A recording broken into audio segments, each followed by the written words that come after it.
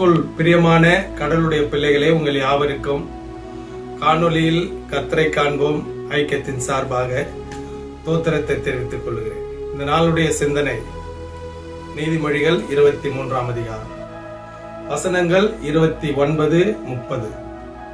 ஐயோ, யாருக்கு வேதனை, யாருக்கு துக்கம், யாருக்கு சண்டைகள், யாருக்கு புலம்பல், யாருக்கு காரணமில்லாத காயங்கள், யாருக்கு ரத்தம் கலங்கின கண்கள், மதுபானம் இருக்கும் இடத்திலே தங்கி தரிப்பவர்களுக்கும் கலப்புள்ள சாராயத்தை நாடுகிறவர்களுக்கு தானே. இந்த நீதிமொழிகள் 23ஆம் அதிகாரம் 29, 30 வசனங்கள். இந்த 2 வசனங்கள் மதுபானத்தை குறித்து எழுதப்பட்டிருக்கிறது.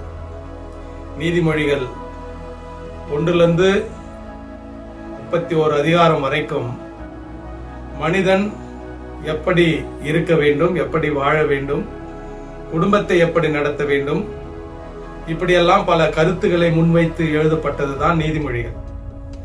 இந்த மதுபானத்தை குறித்து மனிதர்கள் மதுபானத்தை அறிந்து கெடுத்துக் கொள்ளுகிறார்கள். யாருக்கு சண்டைகள், யாருக்கு கலகம், யாருக்கு சிவந்த கண்கள், இப்படியெல்லாம் வர்ணித்து எழுதுகிற அந்த வசனம் இப்போது இருக்கிற சமுதாயத்திலே மதுபானமும் போதைப் பொருட்களும் மனிதனை அழித்து கொண்டிருக்கிறது. மனிதனுடைய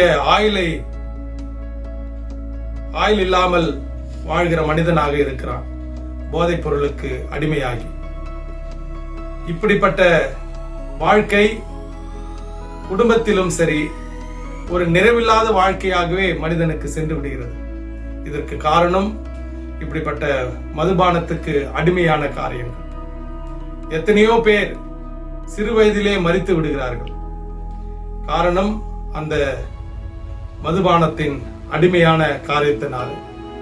அதனாலே இந்த வசனங்கள் கிறிஸ்தவம் இப்படிப்பட்ட பாவமான காரியங்களை விட்டு மனிதன் வாழ்கின்ற போது ஒரு புது மனிதனாக இருக்கிறான், ஒரு தெளிவான மனிதனாக இருக்கிறான் என்பதுதான் கிறிஸ்தனுடைய போதனையாக இருக்கிறது. அதனாலே கடவுளுடைய பிள்ளைகளே, கிறிஸ்தவர்களாகிய நாம் இந்த சமுதாயத்தில் இருக்கிற போதைப் பொருட்கள், சாராயம், மதுபான கடைகள், இதெல்லாம் ஒழித்து, இதெல்லாம் சமுதாயத்திலே, நாட்டிலே அரசாங்கமே இதற்கு துணை நிற்க கூடாது, அரசாங்கமே இதை விற்பனை செய்யக்கூடாது என்ற ஒரு ஜெபத்தை நீங்களும் நானும் ஜெபிக்கின்ற கிறிஸ்தவர்களாக இருக்க வேண்டும். அதுதான் இந்த வசனம் நமக்கு நான் நினைப்பூட்டு சொல்லுகிறேன். தயவு செய்து இந்த மதுபானத்துக்காக, போதைப் பொருட்களுக்காக நாம் ஜெபித்து மனிதர்களை நல்வழிப்படுத்துவோம். நீ விசுவாசித்தால் தேவனுடைய மகிமை காண்பீர்கள். ஆமென்.